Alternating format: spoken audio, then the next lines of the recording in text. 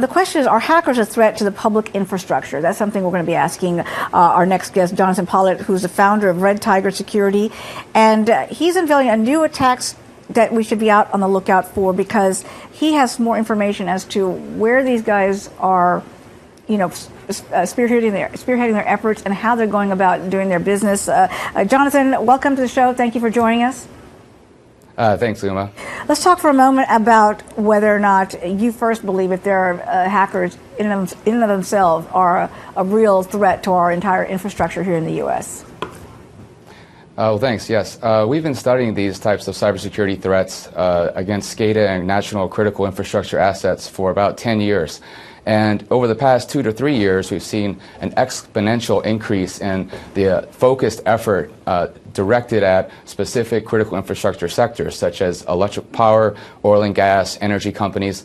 And the threat is real. We're seeing that just in the news recently with the latest release of Duku, which is another variant of the Stuxnet virus, to allow people to extract information such as blueprints, how plants operate, specifics about these equipment that would allow them later to carve up a specific exploit to take advantage of those systems. And it's a real big threat. Stuxnet, as you mentioned, happened about a year ago, and that actually raised alarms about security threats to our nation's power grids and power plants, water treatment sites.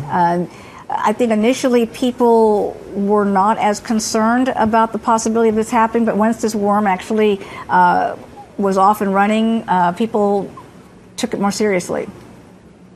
Yes, exactly. About 4 or 5 years ago, when we were doing assessments of power plants and transmission grid systems, energy control centers, our clients would take our advice a little bit flippantly. They wouldn't take directed action at correcting the flaws in their systems, putting in firewalls, putting in intrusion detection systems, and protecting the infrastructure.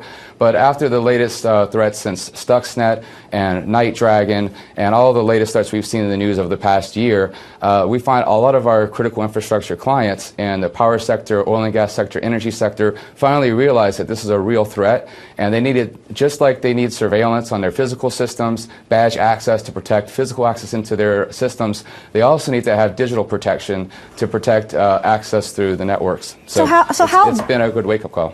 It's a wake-up call, but yet I've interviewed different guests along the way who say, for example, our own government is not taking the steps that really are needed to safeguard sensitive files, sensitive systems in a big way. They have to a certain extent, but not to the satisfaction of those like yourselves who are experts on what these cyber threats can do. For example, talk to me about our government, for example. How vulnerable is our government at this time to a major cyber breach?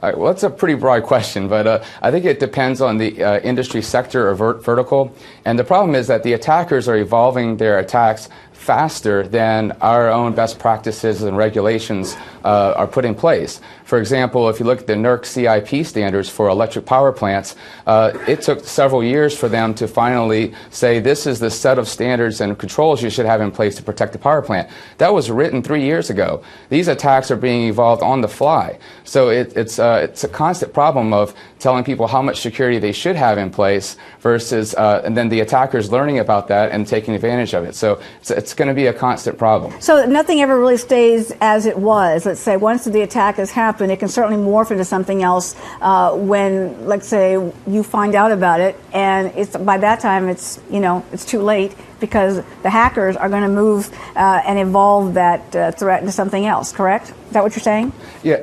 Yes. The latest threats have the ability to update themselves over the internet through command and control servers. So once the rootkit comes into the network, it's not a static threat. It actually can be updated remotely. So it's a constant struggle to root the malware out of the system and keep protecting the perimeter and deploying additional technologies such as whitelisting to an application control to basically prevent malware from running on the inside. Well, let me ask you this then.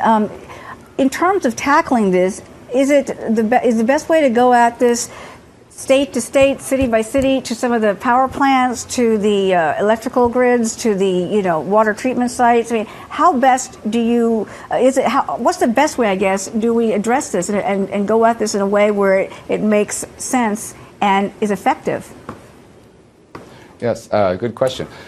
We've been participating in a lot of outreach to our clients into various sectors, and we participate in about 3 or 4 events a month. In fact, right now I'm in Miami because I'm at the Hacker Halted conference here in Miami, and so we present a lot of information back to the community at large to let them know about these threats. Because what we feel is that but ultimately, who's responsible? Ultimately, who's the responsibility go to when you're talking about a community's electrical system, a city like Miami, for example? If you're taking a look at the city's electrical grid, or a power station that's nearby, or a nuclear power plant, who's ultimately responsible for safeguarding the system so that hackers are not able to penetrate and cause big problems? Well, a lot of the critical infrastructure in the U.S. is privatized, so it's private businesses. It's the local power company, and they have the responsibility to make sure that their systems are secure. There's standards and regulations now that requires them to do specific things, such as put in firewalls, put in intrusion detection, review their logs. But many say that these regulations from the government aren't stiff enough. They're not required to do enough things to secure the system. So whereby a power company could say, yes, I'm fully compliant with the NERC regulations, attackers also know what those regulations are, and they can evolve threats that take advantage of that. So, exactly as you put it. Exactly as you put it, because as you say, they update themselves. These threats are updated constantly.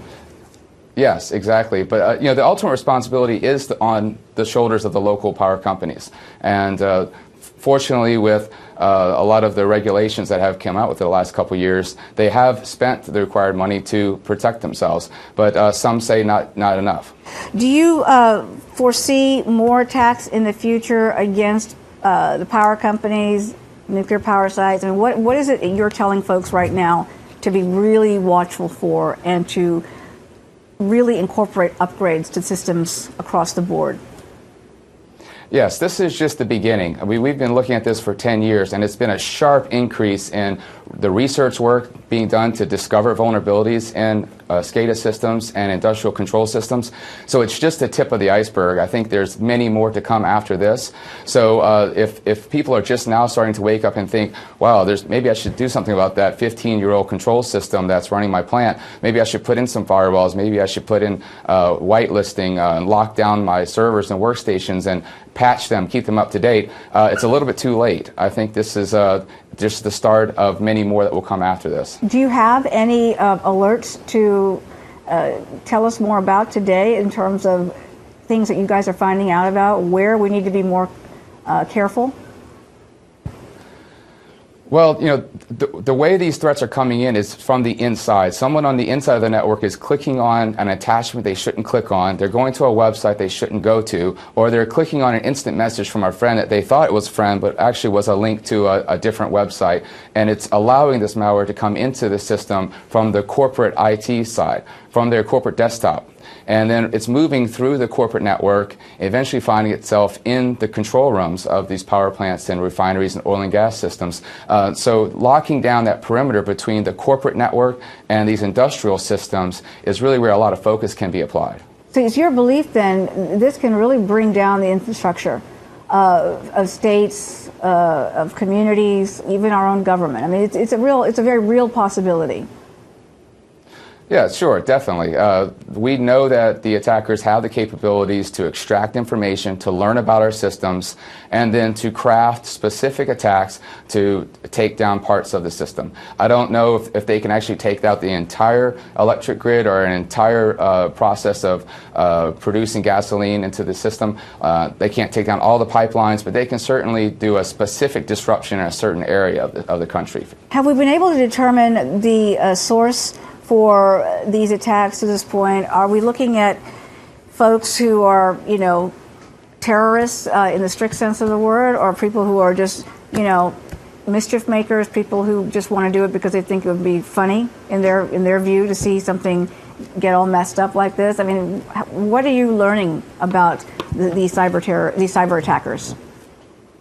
Yeah, it's hard to do the proper attrition to attribute this back to the source. What we are finding is that this is not the first time this has happened. Going back 5 or 6 years ago, even when we had the SQL slammer worm, it took out many oil and gas systems, and it was not written to attack the oil and gas infrastructure. It was actually written by a 17-year-old kid because he had a gripe against Microsoft and SQL Server. So the SQL slammer worm was not targeting oil and gas systems, but it had a very major impact on them. And we're seeing the difference. I think what we're seeing now is that instead of malware that is by mistake getting into process control systems and SCADA systems and critical infrastructure, these attacks now are being targeted into those systems, which is certainly quite different than we saw several years ago. Absolutely. Well, it's all very scary. And as you put it, you really have to be very focused on alerting the public, raising awareness, getting to these companies and corporations, these private companies, to tell them that this is serious stuff and it can happen to them. It can bring down their whole system if they're not watching out. And we really appreciate your insights today, letting us know more about this. All right? Okay. Thank you very much. I appreciate it.